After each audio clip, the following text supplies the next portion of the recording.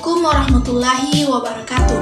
Halo semuanya, pada video kali ini saya akan mengupas tuntas mengenai materi ekonomi mikro syariah. Untuk melangkah lebih jauh lagi, perkenalkan, nama saya Ummi Nur Syabaniham, NIM 900122086, jurusan Perbankan Syariah kelas A, angkatan 2022, Fakultas Ekonomi dan Bisnis Islam. Konsep dasar ekonomi mikro syariah ada 4. Yang pertama, pengertian. Yang kedua, permasalahan ekonomi. Ketiga, pentingnya belajar ekonomi syariah. Dan yang terakhir, ruang lingkup. Pengertian ekonomi mikro Islam berarti suatu sistem yang di dalamnya terdapat perilaku beberapa individu, baik sebagai konsumen, produsen, atau tenaga kerja yang dalam kegiatan ekonominya selalu diilhami oleh nilai-nilai keislaman. Permasalahan ekonomi mikro, yakni keinginan dan sumber daya. Yang pertama, keinginan, nyaris tanpa batas. Maksud dari nyaris tanpa batas dalam ekonomi mikro Islam adalah bahwa manusia memiliki keinginan yang luas dan beragam dalam hal konsumsi barang dan jasa. Namun dalam konteks ekonomi Islam ada batasan yang diberlakukan oleh prinsip-prinsip syariah untuk memastikan bahwa keinginan tersebut dipenuhi dengan cara yang sesuai dengan nilai-nilai agama, termasuk menghindari praktik ekonomi yang dianggap haram dan memprioritaskan keadilan sosial. Selanjutnya, sumber daya, yakni terbatas.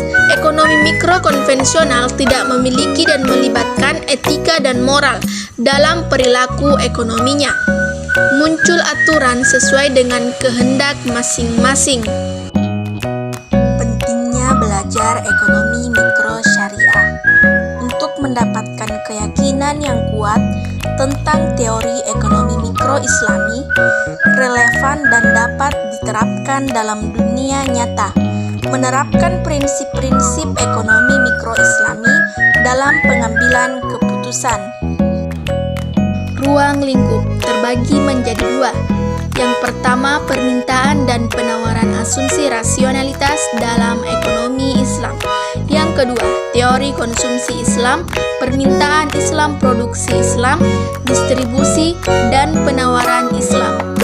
Permintaan dan penawaran asumsi rasionalitas dalam ekonomi Islam.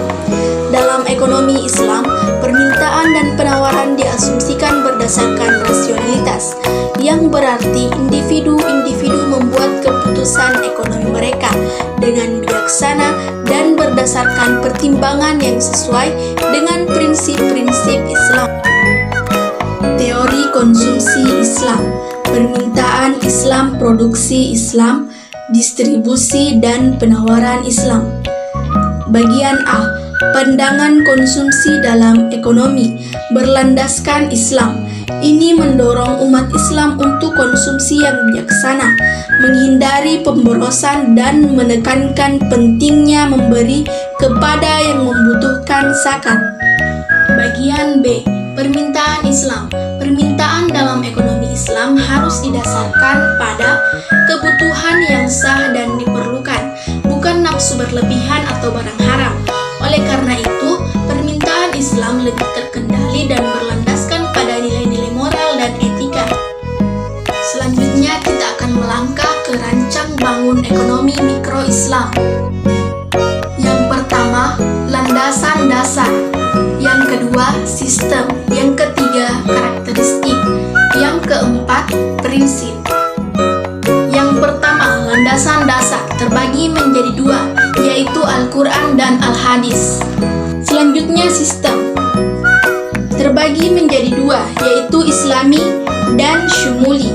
Islami yaitu nilai-nilai yang merujuk pada keislaman, sedangkan Syumuli yaitu agama yang memiliki ajaran yang sangat lengkap dan menyeluruh, artinya tidak parsial.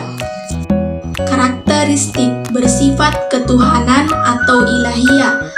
ekonomi bagian kecil dari Islam berdimensi akidah, terkait erat dengan akhlak, elastis, dan objektif. Yang terakhir, prinsip. Menurut Abdul Manan, prinsip ekonomi mikro Islam yaitu keadilan, kebersihan, kesederhanaan, kemurahan hati, dan moralitas. Sedangkan menurut Yusuf Kordani, prinsip ekonomi mikro Islam adalah norma-norma yang membelanjakan harta dalam kebajikan. Itulah tadi penjelasan mengenai materi ekonomi mikro syariah. Semoga bisa bermanfaat bagi kita semua. Thank you for watching and see you next video. Assalamualaikum warahmatullahi wabarakatuh.